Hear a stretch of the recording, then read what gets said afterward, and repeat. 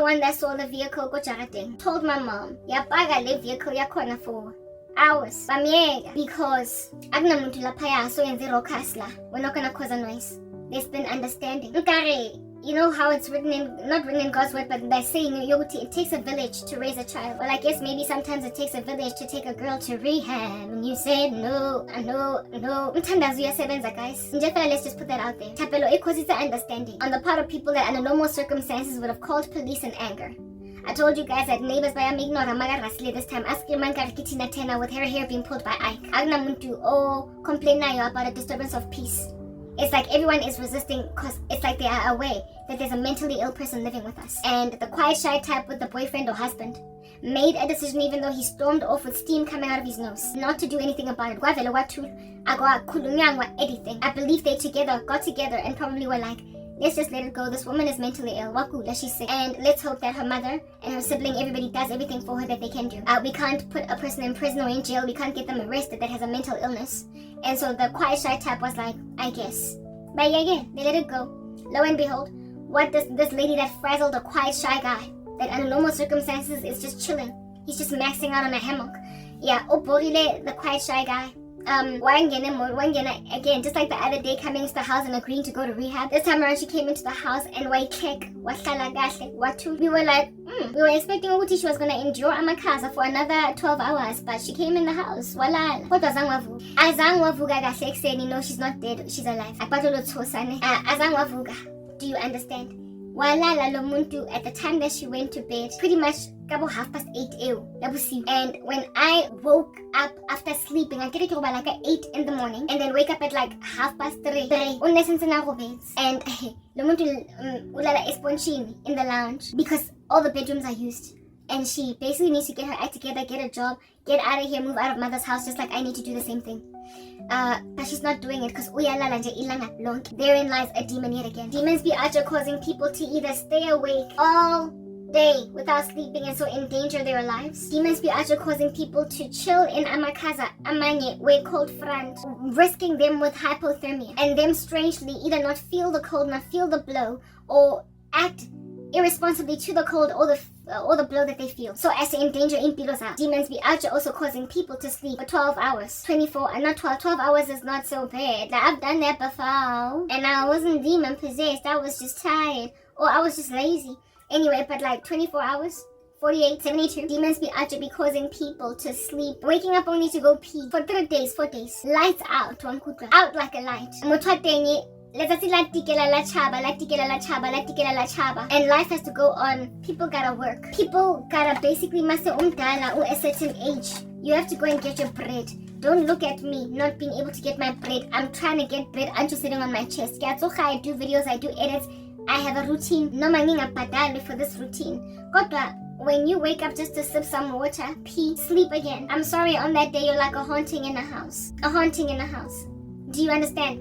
A ghost. And as soon as you sleep on a sponge in the couch, in the lounge area, it's the working area for everybody, it's the seating area for wonke umuntu. So abantu kamele bangene endlini baphume sponging. That was my mom's final straw. When she came back home, sponging mofati. She was like, Yazin, the quiet shy type zamme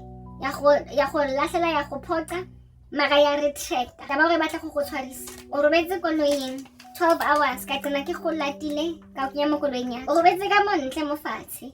The other day for a couple of hours what kana o kene ka montlong after a couple of hours. How kata mo o bo ba rudi ko everyone o lahla dintho. You stomped on malomo a complex ba go tlogela o ntse o senya vegetation. Mamela o sine uzohamba la kwa melu hambe khona. Uzophumela ejaktini uphele. Unless you go to rehab. Kodwa my mom was smooth like Michael Jackson, like a smooth criminal. You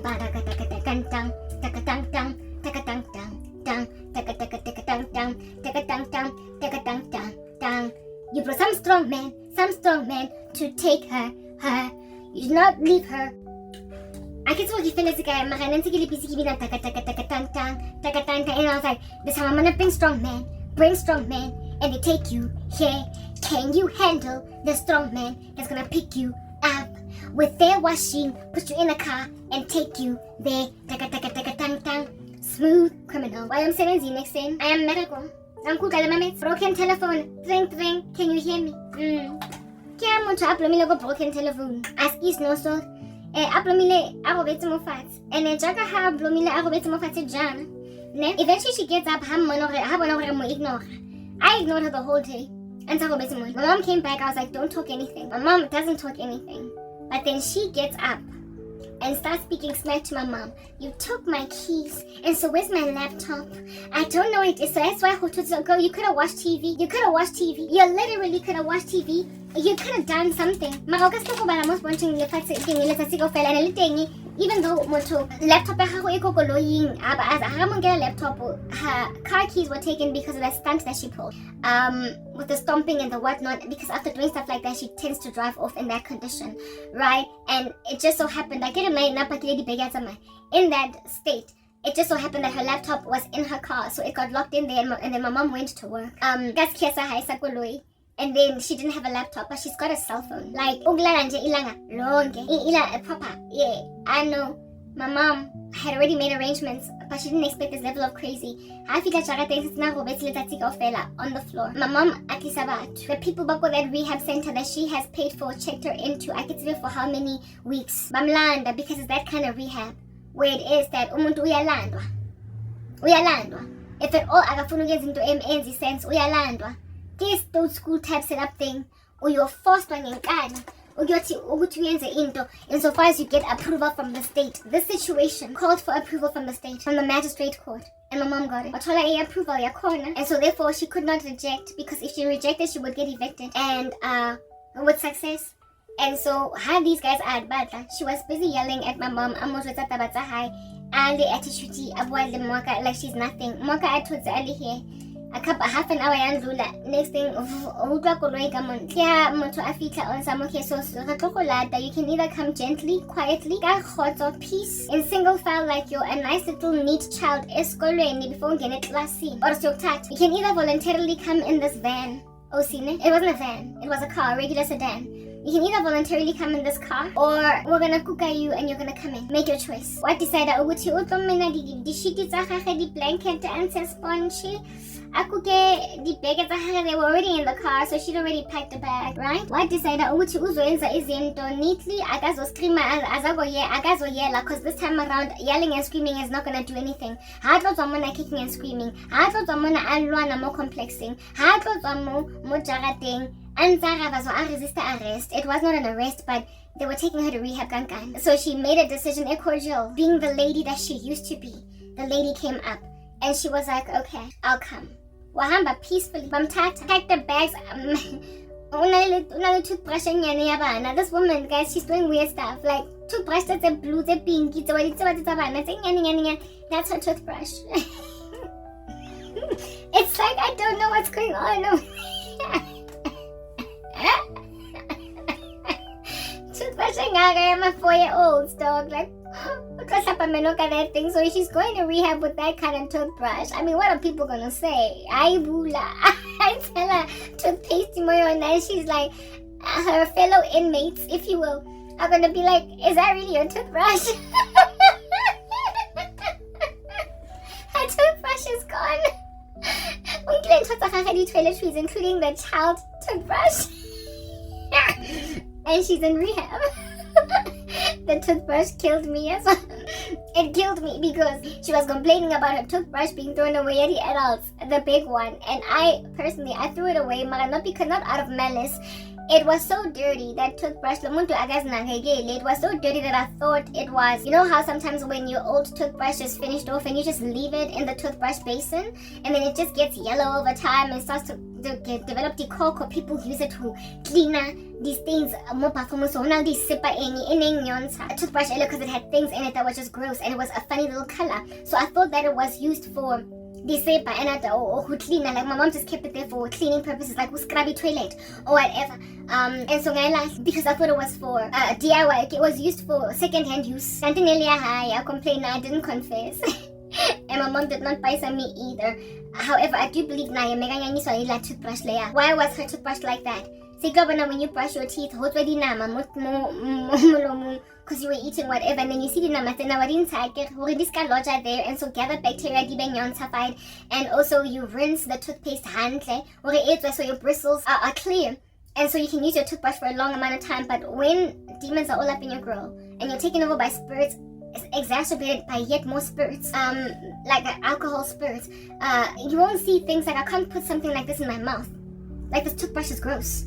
You won't see that, okay, so meat has been stuck in my toothbrush for 4 days. It's no longer usable. I need to go and buy a new one. You don't see things like there's blood from my gums on my toothbrush that I haven't rinsed, so I need to throw this out. Like, there's just no hygiene practices, like just barely any anyway. And so you, like, basically you are just you're just a vessel, like a vacuous, empty, vapid vessel that's no longer there fully. You're not a person. Or you are being operated ingati you are a machine or a truck by entities. Otherwise umuntu uhambile, like the soul is just trapped. Do you understand? And that's what's going on. So now let's toothbrush and we're complaining for a few minutes. We're together for messing with her toothbrush, and then she went to this game, I believe. And she came back with a kitty's toothbrush.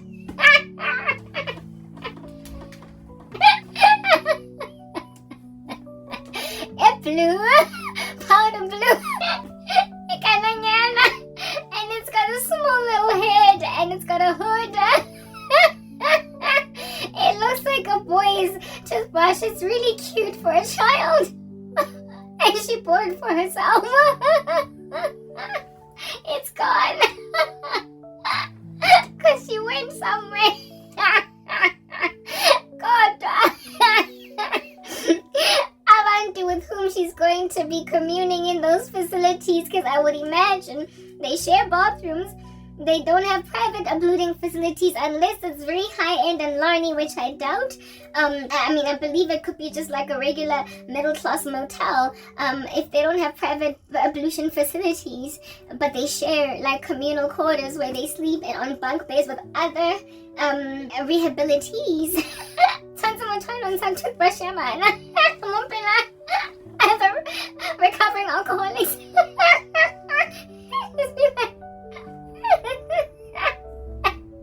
They're gonna see it's because of that. I know why she's here. It's that toothbrush.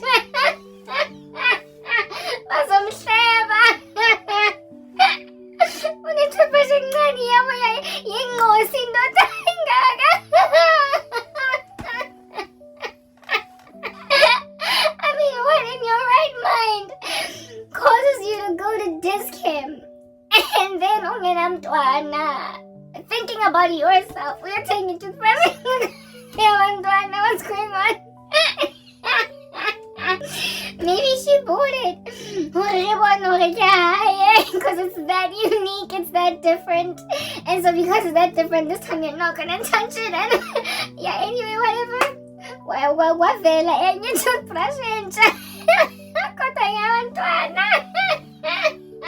And now she's gone to rehab with that gangster toothbrush. Anyway.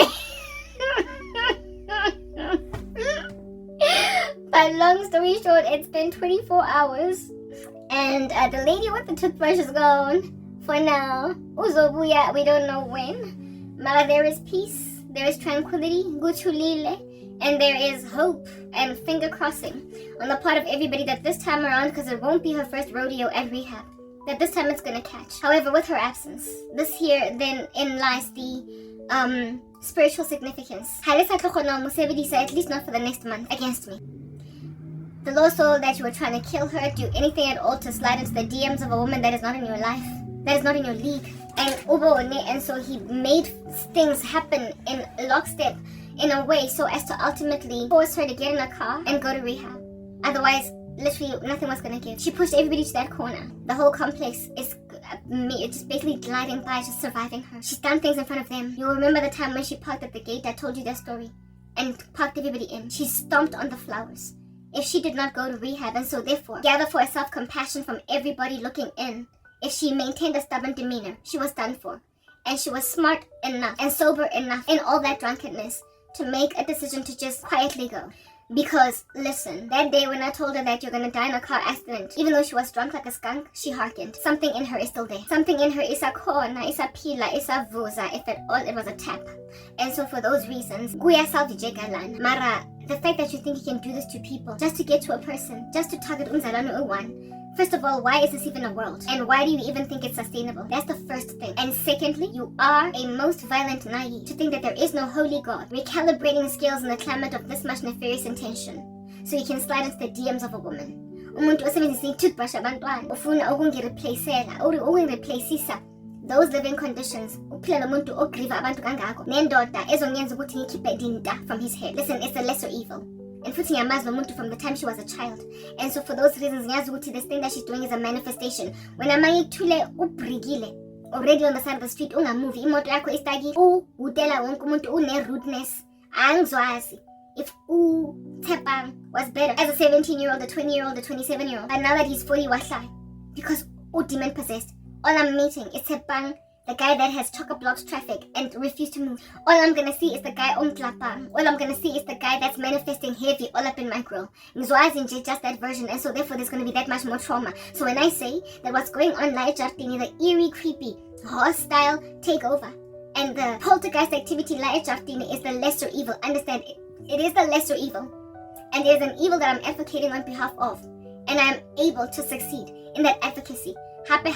Because you've made observations of how well I intercede on behalf of family members and anyone else that I can intercede for. These men want me in their houses so that I can be like a pillar of protection that is full of prayer, so they can continue to sweetly do their rituals without being tormented by other occult practitioners.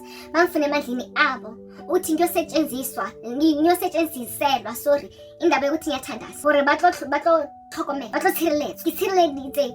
they saw that protection, and they also saw all the other people are set free against their witchcraft. I've put them at a standstill, and they were like, this woman is going to be valuable in my house because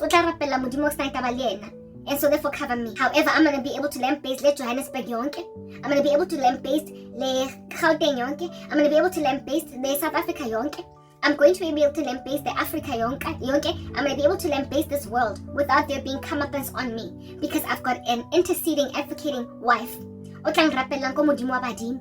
Mara nna ko tswela pele le Satane hore ke thole my bread buttered on both sides and to have my cake and eat it too. I mean, that level of ubuhlanya on the part of occult practitioners is what's actually eating you whole, and so causing God Almighty to bring forth the tribulation with breakneck speed. He is bringing forth the end of all things with breakneck speed, because this here is not sustainable. Men are not lovers of self, are lovers of self rather, instead of lovers of God, having a form of godliness but denying the power thereof. And they are coming into the lives of Christian women by trying to kill their whole families, bringing them as prayer, like praying farmers, like a farm of praying saints, like literally farming saints. So you can put them in little kennels like chickens that are not free range, so they can mass produce eggs, and then you use these eggs for your occult rituals. But for an farmer, Christian women, or maybe even men, and put them in occult practitioner households, so we can be a praying hedge like the Iron Dome, while they continue to do nefarious magic.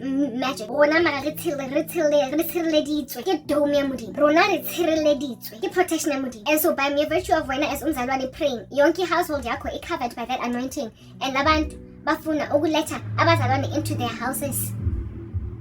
Hore batlo rapella disata, because my older sister is a little Satan. Ubisi, wadebla, usinse, wadisenya. Mara ha tshireletswa ke babona the way ke protect batho ba ko heso ka teng, even though they're not innocent, and they're like, I need that in my house. I'm gonna get me one of those. It's like I'm an infomercial for Christianity, right next to wickedness in the same household. Take me into your space like a Barbie doll, and I will cover you with an Iron Dome, otherwise known as prayer, and my God will have your back, even though he doesn't have your back, because I'm advocating for you as my beloved husband. Find me now on 555-12347. Ganguti, you can find me and put me in your homes. Continue to do satanic magic and have me be your hedge of protection. God sees all these things. He sees all these things. You think you can protect yourself from baloi bako, deep slotuli bako, haman skral kaufe by simply having umzalwane for a wife? God will strike you dead. Because when you are chilling as a wicked man that knows the power of God, when you're chilling as a wicked man that knows God's power, right next to to righteous men. You're like one sitting slap bang in the center of the Ark of the Covenant. And so when you touch it, you get stricken dead. Therefore, when you bring a Christian woman into your household and all you can do are occult rituals, and then use her iron dome to protect you from other occult practitioners, you will die. You will personally be stricken, dead, and that Christian will then on that day be for you like a golden calf. You will remember when the Hebrews in the wilderness built a golden calf, what Moses said, what God said. Let me eliminate these people and I will make you a great nation, Moses. Moses then advocated and said, people will then say you brought the people of Egypt out of Egypt, the people of Israel out of Egypt only to kill them in the wilderness. For your own name's sake, don't kill them. And then he spared their lives. So long story short, when there is a righteous man and wicked men are to be building golden calves, God can strike you dead unless that righteous man stands in the gap for you. And since I don't like you, since understand the day would arrive when you're dealing with a man that you liked at first but then you hate at last. When you're unlike Moses, God wants to strike him dead with his gangster golden calf in the house.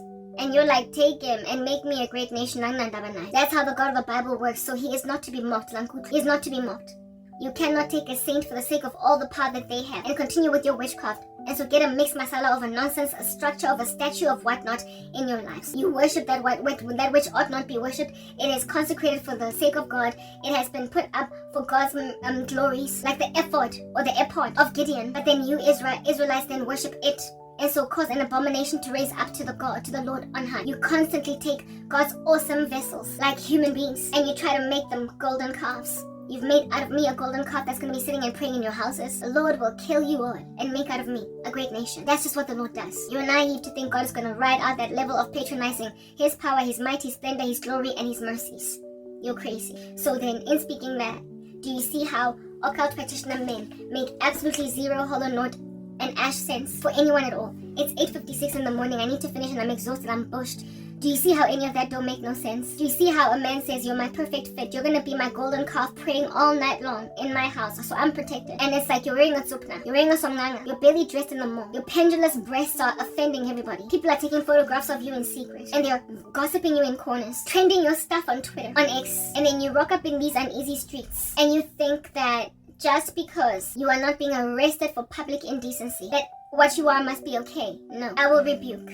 I will call out, I will speak out, I will lament, I will moan, I will groan. I will make it clear that this year makes no sense. And if at all you get psychophants supporting you in your nasty disposition, you are no different from Tani Cassandra's family who let her go out in public like that. Abantandi. Abantu that let you keep on bewitching your into Lam Katwen, that kind of root for you, that hope that you go and you get that Christian girl and bring her low. People who are out there trying to kill Abel as Cain. Abantandi. And at the end of the day, Nonke, you are going to sink into the flames of hell. It will only be the one person that's brave enough to go to Tiny Cassandra and offer her a shawl at the bicycle. Something because she's naked.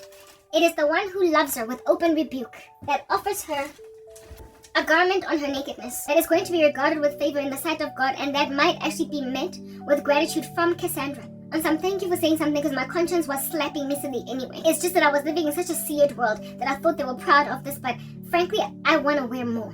You don't know what your evangelistic feats might achieve in the life of a naked lady that wants to put some clothes on. But because she's living in a place or a space or a nature or a country that is basically congratulating her and rewarding her for insanity, she's staying dark. You don't know what trying to speak sense into people can achieve. Therefore, keep on being psychophants to men who want to marry women like me by force when I'm so pure and they're so filthy. Keep on Keep on trying to slide men into my life that are gonna insult me and say, look, I need to make a decision fast. I'm gonna shoot my shot, because what if I miss my opportunity with Karabo and it turns out that I made a mistake, but he's uncertain as to what's going on with me, and so later on, don't offend. He's going to insult me because he will feel when he meets something that he imagines to be better than me, that Ishsan, I should have waited 5 more months. Ishsan, I should have waited 1 more year, because then I would have met a perfectly vital, healthy, vivacious 28-year-old version of Karabo, because the one that I took was geriatric and like sour milk on its way out on the shelf, but I took it because I loved its fascinating personality, and I was scared I was never going to meet another one like her again. And then when another fascinating, godly woman rose up on the show, you're going to be like, oh snap, here's a 28-year-old version of Karabo. And so hate me. My husband is not going to have qualms with my age, neither my socioeconomic standing, if he is coming, alright? And also, he will not out here imagine that anything better is coming, because I sought the Lord's face to make sure that my husband will know that no one compares. To me, at least for him. Not so much for all women on earth. I'm not trying to be the best woman on earth. Only the best woman to my husband. So if at all you are trying more and leaving there, you're not my man. Is that basic? But you see, that's the thing. I don't even know if this man is coming on the side, because I thoroughly believe the rapture is happening. But I also thoroughly believe that I might get my life anyway. These things are dichotomous conversations. Things could go either way. Springs of water will flow in whichever direction, depending on people's decisions. Will they repent or will they perish? But if you decide to perish, listen, I'm still getting 100-fold over all that which I have lost, and in the next life, eternal life. Because you did give me 100-fold over persecutions, didn't you? You did. Here's a shawl, Cassandra. Will you take it or what? And if you don't want to take it, honey, you don't got to, but you're naked in the mall. And don't nobody like that stuff because they're taking photos of you, they're laughing at you. But the one girl that comes to you in your face, that's love, even though you might ngapela her for daring speak to you about a right you have to wear whatever you want to wear. These men think they can wear us as Christian women as the perfect fit. Mara kiri somna, kiri tsumpa, kiri tsupna, maybe tsumpa too, because it's right here like a hag. Di tsupna, ke somna, monna o sa go tshwaneleng, o monnyane. And you're getting married thinking, finally, I've walked down the aisle. Mara asike go fraza later on, king. Manifest later on, king. I live with someone that's always manifesting demons. Listen, I cannot deal. It's bad enough dealing with that one in my jarata, and it's a female. Indota izongi kwaza. Indota izongi gizoibulala yourself. If at all, he don't kwaza me first. Indota is going to wreak havoc in my life. And a futi, amatotangi funayo, abaning. You're greed. They're married men, or they come from marriages. And it's like, listen, I'm waiting on God, and I'm not trying to dishonor him. I want my crown of righteousness. You are trying to make me lose it. And God said that, don't let nobody take that crown from you, O Philadelphian church. I'm not going to barge. But those of you that feel like I'm too strict, God gave me Luke 16. This is the Bible, and if you call me strict, it's only because the Bible is strict. I guess God is holy, right? And holiness is just that, strict. It's a rod. So why would it be loose anyway? Luke 16, that's what the Lord Ajay be giving me. And I'm going to, in closing, read you Luke 16. And I'm also going to, in closing, read you Luke 16, but not all of it, only up to divorce and remarriage. And I'm also going to read you one of the Proverbs telling you what happens to women who who call men to their courtyards that are married, who cause men to commit adultery. I'm not going to be her, and neither am I going to, congratulate any man that is standing with her, because everybody in that equation is going to shield. Mara, before Gifets, I wanted to tell you about Sanele. That guy was cute, he was fly and all that jazz, but he was rude. One time, I get another voice and I wanted him high and low. Mara, every time that I hung out with him, he would insult me. The one time he comes to the office that very day, when he calls me and is like, Karabo, and I'm out just screaming because his voice was so deep. I walk with him to phase 2, to the auditorium where he was having a meeting with his team, Abantu Bake, from that side of life. The other people within his department, within his speciality, his field, his business unit, subject matter, they were having that meeting on that side of life. And as I'm walking with him, I'm like, whoa, I didn't expect you to call me here.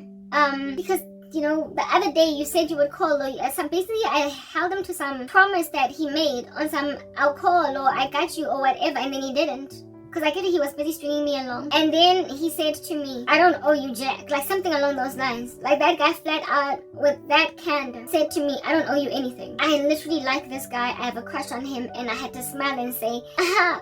I mean, I'm not saying that you owe me anything. I'm out here making excuses for the fact that he just rudely spoke to me. It's just like that guy that's returning flowers to a lady. Like, you don't get to talk to a woman that you have yet to embrace, caress, a woman that you have yet to take on a date, pay for the lunch off. You don't get to speak to her like that before you can even take her on a date. And he was like, I don't owe you jack. Run. That was the first infraction. The next infraction, this Rudo. We'll call him Rudo. Sanaleda Rudo, because he was just rude. The next infraction was the day when he picked me up to go on the date. I'm in his vehicle, I'm car sick. I do get car sick when people are driving me and I have to scrunch up. I feel kind of weird in cars, okay? And he was driving and I told him that, whoa, I'm starting to feel some kind of way because I'm car sick. And he was like, yo, don't vomit in my car. Lack of compassion, cold, rude. Strike 2. Random Okibi Acha hitting me with strike 2. The day after that date at the stadium, because we went to go and watch a soccer match, alright? The day after, because he was entertaining clients, that was his job. I don't want to say what his job was because it might just give too many details about him, but he was entertaining clients, okay? Yeah, this guy, stadium date happens, whatever, that is largely cool. Like nothing of him is giving like weird and rude. I didn't that whole time. But then the next day he had left his wallet in my purse, my bag, because he had asked me type setup thing. I lebala, right? And the next day he was come and fetch it. Thing. Yeah, his wallet, not a purse. And I met him at Clearwater Mall. And when I met him, I was wearing a small little kitten heel. The day before, however, I was wearing flats because we were at a stadium, right? And this particular day, this guy is tall, so I can afford to wear a kitten heel because besides, we're not going on a date. I had come from church, it was Sunday. Here it is that I'm at church, and I'm out here messing with somebody else's man. That was the beginning of my faith. I was not saved in this particular moment. I was interrogating the things of God. I was not solid in my conviction. So I had not yet surrendered, hence why I was still messing with that guy, but I certainly was being convicted of sin. So I had gone to church and how I wore a mini skirt to church, a mini dress. It was a mini dress, it was a dress, it wasn't a skirt. So I mean, I had a lot of refining to do, you know what I'm saying? Yeah, and this mini dress, I'm looking really cute in it. I'm meeting this guy at Clearwater. I'm with his wallet. And I give it to him and he's like, I'm still shorter than him though, but I am taller than that height. I'm a tall girl. I'm 1.75 meters tall, so you can understand this guy's really tall. And I was slightly taller than yesterday because I was wearing a kitten heel, but I was still shorter than him. And in my heels, right, that's what I wanted in a man. Like a man I'm tall, and if at all he's gonna be taller than me, capacity heel, then that's my guy. Well, that's one of the characters I wanted in him. One of the bullet points I jotted down, giving to God, about what I wanted in my man, and he was that guy. He fit at least that criteria. And looking at me like I'm an Amazonian freaking Nephilim monster truck of a big girl that it's just gonna get all up in his grill. And honey pumpkin, I keep asking where are our boyfriends gonna come from if not from you? You're the tall one here. You're supposed to be our boyfriends because all the short chicks got the short dudes. And like, we can't be out there hanging out Laurel and Hardy with these small little men. Who ain't boyfriend, you know?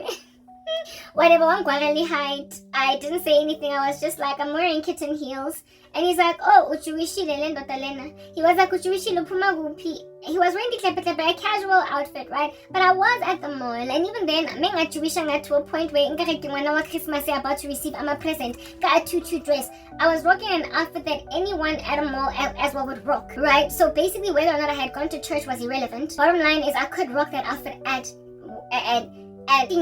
in the mall.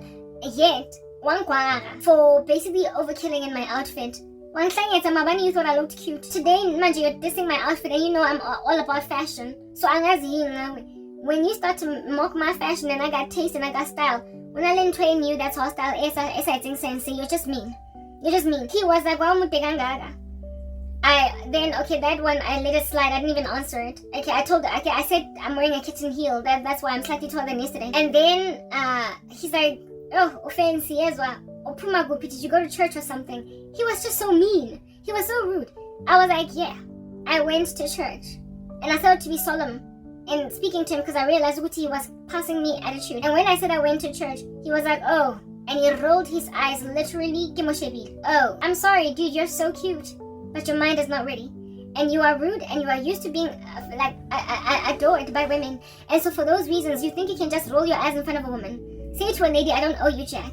Say to a lady, I'll model legging and looking like a freaking Nephilim. And have her just take all those blows in her stride. But you see, I was so besotted with this guy that I was trying to take those blows. But later that day, not later, but basically a couple of, later that night, I saw him on Facebook with his girlfriend going somewhere on holiday. And I was just like, come on, I can't deal with this guy. Fuchi rude. And I ended up getting back together with my ex. Because we were broken up during the season of me going on a date with this guy. I got back together with my ex, but I was unhappy with my ex. My ex broke me, and it was frankly my breakup with my ex that caused me to cry out to God finally for real, instead of being kind of insincere. Yeah, one kwaga that went with clear water, fine. So he tells me, and then he asks me, I'm like, yeah, I come from church. He's like, oh, rolling his eyes. And then I tell him, look, you're gonna have to pay for parking if at all you parked over that side. He's like, oh, then please go carpet to where it is that we... So he's talking to me now normally. Kupon carpet to where it is that we pay for parking. So I walk with him to where it is that he parked, because he had parked quite far, and also to the paying station. And as we are walking towards the paying station, he then looks down at my feet again, or at my legs, like, what glass, see? I guess I was wearing a mini skirt with some stockings and, what do you call this thing? And a mini dress, right? I'm rocking this really cute outfit, but I mean, it was worldly. I was still kind of fleshy. I was yet to be convicted of modesty. Mara, for a worldly guy, he'd be thinking, girl, you're looking fly. Like, what? Like, yo, hey, yeah. I was basically, by the standards of this world, looking sexy. Typeset thing. He should not have had any negative commentary pertaining that. Instead, he looks down at me as I'm walking next to him. So when I first meet with him, I get a move there where he's standing, and then I go towards him. I talk to him, so then we walk together, and now we're side by side, right, like that. We're side by side, and now that we're side by side, as I'm walking with him to the pay station, then he looks down as we are talking about whatever, and then he's like, yo, hi, you're really kind of tall, hey? I like my women short. Sure, dude. You just basically said, I can't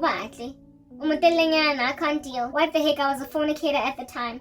So if at all I had ended up dating this guy, I was going to end up sleeping with him at some point, and then he was going to mock my lanky legs in that department. That's all I could think about. Listen, dude, you're going to mock me naked because you're mocking me clothed. What in the world? I can't deal. You are mocking umzimba wami nigqokile. Uzongenzani? When you see my stretch marks on my bum, what are you gonna do when you see anything else that I have an insecurity with? Uzongilanza. I just got this, like, I got showered with insecurity. On some, this man is going to diminish me. But I liked him so much. However, like I said, because of his but because of his trip with his girlfriend, I made a decision. I'm getting back together with my ex, Lozongimas. And then I started to give my life to Christ. That's when my ex and I broke up, blah, blah. And the rest is history. Yeah, that's this guy. That was the last time pretty much I chit-chatted with him. Much, anyway. He tried to, when I left Facebook, be like, where you at, Karabo? Because he was always surveilling me and whatnot. But then that's when I got motukatola, and I started avoiding him. And he was aware that I was avoiding him. That's when he then turned to witchcraft where I was concerned. And that's, like, still to this day, since then, at least in my old content. Here in this space, Mara, that do like me, maybe they might have even loved me. However, they could not love me. Love me, but you can't love me. In other words, bayangithanda kodwa abakwazi ukungithanda. They can't show me love. Love me, praise me, dote over me, appreciate me, respect my humanity, do all these wonderful and fantastic things, and I will feel appreciated and then serve you as my king, small k, because my king, big K, is Jesus. That's what I would be trying to serve a man concerning, because man, I can love, okay? That's why he's unable to let go. I can pour myself into a man. That's why I pour myself into Christ, because who easy with abandon, reckless abandon. That's why Christianity made such a perfect fit for me, like some beautiful outfit hanging on a rack. That's your perfect size. I am able to love. It's that basic. Especially in a romantic space. And this guy, I was going to pour myself into him, and he was going to keep on insulting me like this, and I was going to take those blows for as long as it would take for me to stop Jewishangai. As long as it would take for me to stop taking whatever, because I really like him, I love him. Menzo tati nyongo until nivuga. And ukuvuga manje sometimes causes so much scorn and so much wrath in a woman that she's unrecognizable. Angazi ukuthi menzo vuga nini. After giving him 1 child, 2 children, 3 kids, after 5 years of marriage, or being a side piece. After 10 years, on the day when I would wake up, as a woman, I would be diminished, and I would no longer be the virtuous lady I was at first, or the fresh and bright-eyed and bushy-tailed, coy, sweet girl that I was. I would now be mean-spirited, angry, and bitter and jealous at everyone, because my boyfriend or husband, this guy, I don't know if I would have ever won him over, because frankly, the woman that he was with, I don't think Megamtanda. I had so many dreams showing me that he was in it for imali or whatever. That's in a feminist spirit. Like, why are you out here loving a woman's money? Wealthy. So maybe that's why I'm terrible. This woman lifestyle. Jet setting. And he chose that lifestyle. So therefore, if I had been with him, I don't know if I would have won him over altogether. I might have taken him from that chick. But if this guy loved money so much, they would actually go on right ahead and string me along as a side piece while keeping that lady. Because I was Karabo after all. I was never gonna stay anybody's side. Ever. Like, I don't know. I don't care how much witchcraft. If anything, I was gonna go back to my ex-boyfriend. because that made more side piece nonsense. Kodwa megangithanda enough that if we were to embark on a relationship, I feel very strongly that I would have kicked that chick to the curb. However, I've told the story before. I have told the story before. Maybe he was insulting me because he knew we couldn't be together, but whatever. I've told the story before. The woman that he was with, even though she knew that her man has, some other woman had his heart, and then she targeted me. You're gonna have to go and listen to my videos preceding this one to figure out what you sanele mengubani. Like sanele, this one I'm talking about, you'll be able to pick up that right now. Kibaka the sanele in that particular video. I don't know what name I gave him there. Okay, cookies and banana peels. So long story short, these boys that look really good but their minds are not ready. Asari do it. You will jowl with them, and then upon jolling with them, family so they can come into your life. If at all they strive with you. However, if at all you are truly consecrated to God, God will salvage your family, rehab, and then say, what else you got? What else you gonna take out on my daughter? What you gonna bring? Because that you used to trigger my child is now out the way. We are healing her in a separate corner of the earth where she's not going to be afflicted by her entities as my daughter is praying. Now that you don't have my sister, what do you have? I don't know how long my sister's going to be gone.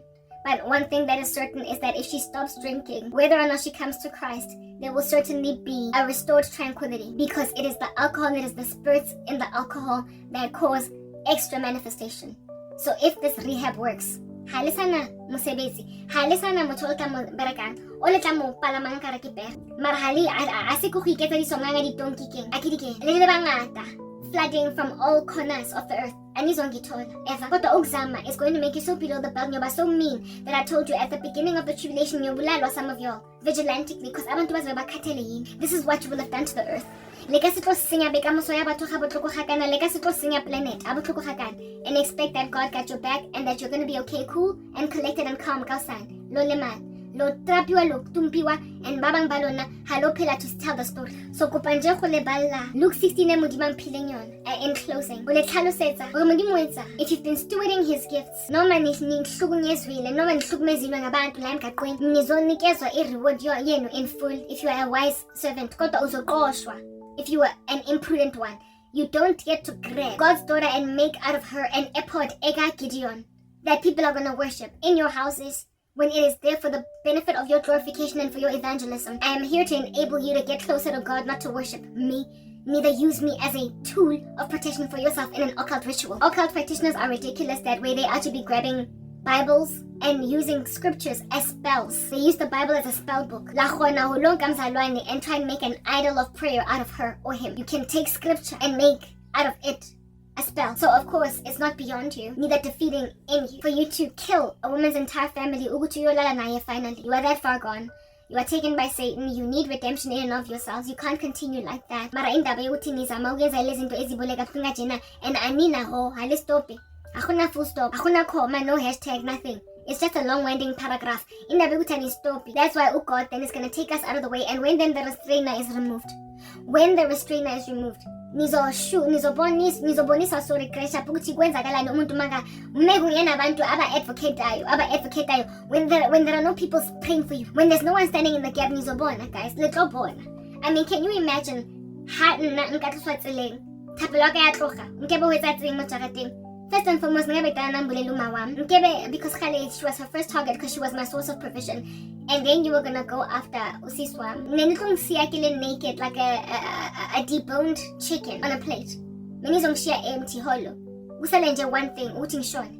If at all the restrainer was not here. That's why we need the tribulation, because you are that dastardly. Mind you, with these videos, so as to help you understand that I'm going home and the rapture we're leaving. You know that child with, I don't even know what his speciality is on YouTube, but he does, he's very famous. I only know about him because he was covered on a Christian channel.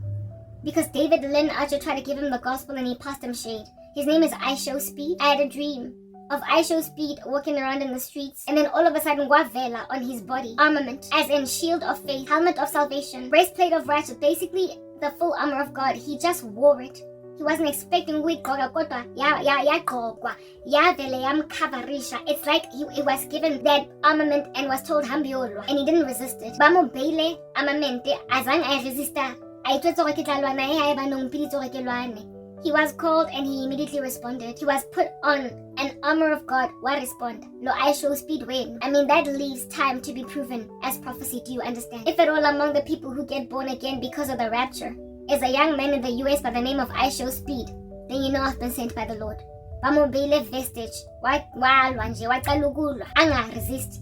So all of y'all are rebellious who were given this level of gospel, and you rejected it and resisted and played games and danced around on some hits, and yet somebody gets called and within a matter of hours it's just running the gospel truth because he was finally successfully explained the gospel to in a way that he could understand and then ran with it.